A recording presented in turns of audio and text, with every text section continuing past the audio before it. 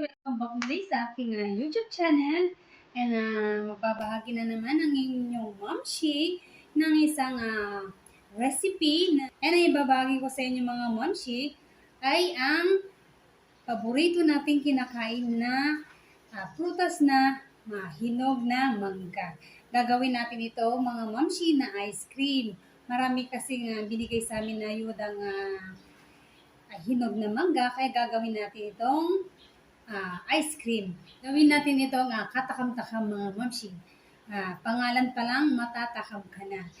Ang pangalan nito ay cheesy mango ice cream. Ayan mga mamshi, napakasimple lang ang mga ingredients natin at napakadali lang gawin. Let's go and we start making homemade ice cream. Ayan mga mamsi, sa paggawa ng mango ice cream ay napakasimple lang. Kailangan natin ng Nestle cream, all-purpose cream. And maglalagay tayo ng isa. Dapat dalawa. Pero kung mga mamsi, kung gusto nyo ng maramihan ng ice cream nyo, dagdagan nyo ng dalawa. Kailangan mga mamshi, ang ating Nestle cream ay ilagay nyo sa fridge overnight. And saka natin i-mixer mga mamshi.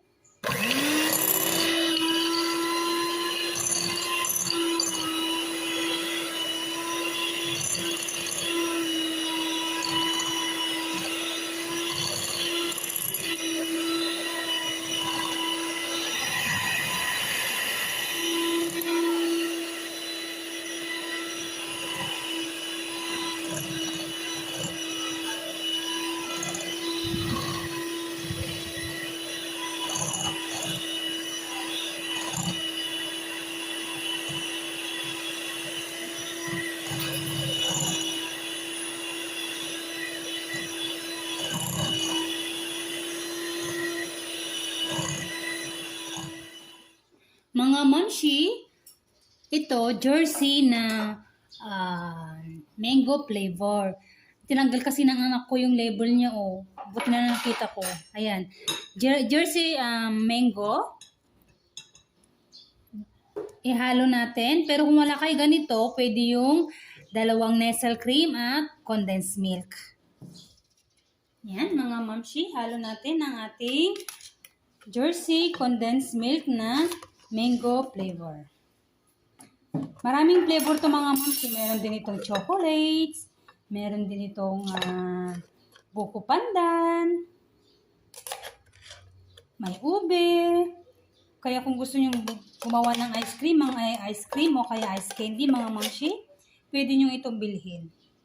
Para hindi na kayo maglalagay ng food color. Yan, mimixer natin mga mamshi.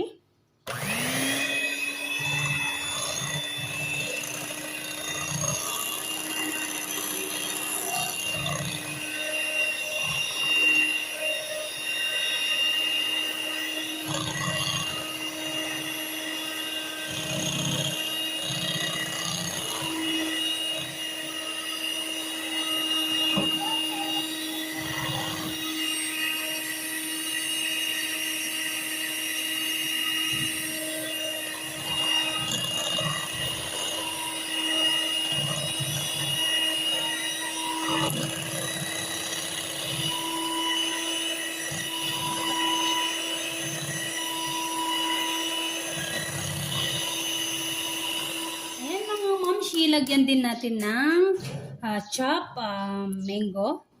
Ayan. Sabi ko nga mga mamshi, kung wala kayong yung condensed na jersey na may flavor na mango, pwede kayong gumawa ng sariwang mango, yung hinog na mango with condensed milk at Nestle cream. Ayan. I-blend natin.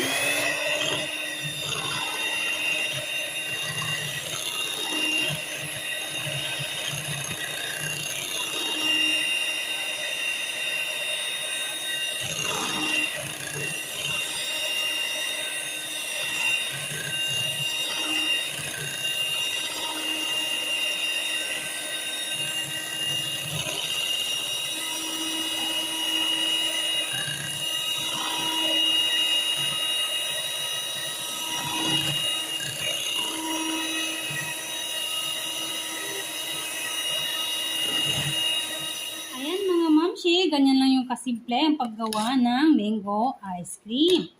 So, maglalagay na tayo sa ating box. Ayan, lalagyan na natin sa ating box. Pwedeng na pinutomate. Ayan, so yummy! Ayan, and then, lagyan natin ng chopped mango. Lagyan natin ng toppings na chopped mango. Yan. It's pinutomate. And then, lagyan natin ng cheese. Ay, ang gulo ng mga ano. Oh, lagyan natin ng cheese. Penny on the tongue is pie. Ayan, mga mamshi, nakikita nyo ba? Ayan, cheese. Oh, yun. Lagyan natin ng toppings na cheese. Ayan, mga mamshi, nilagay na natin dito sa ating box. And, ayan, tatawagin natin itong cheesy mango ice cream. Cheesy kasi nilagyan natin ng cheese na toppings. Ayan o. Ayan. Ayan mga mamshi, ito na yung ating ginawang ice cream. Ayan. Oh. Tikman natin ngayon.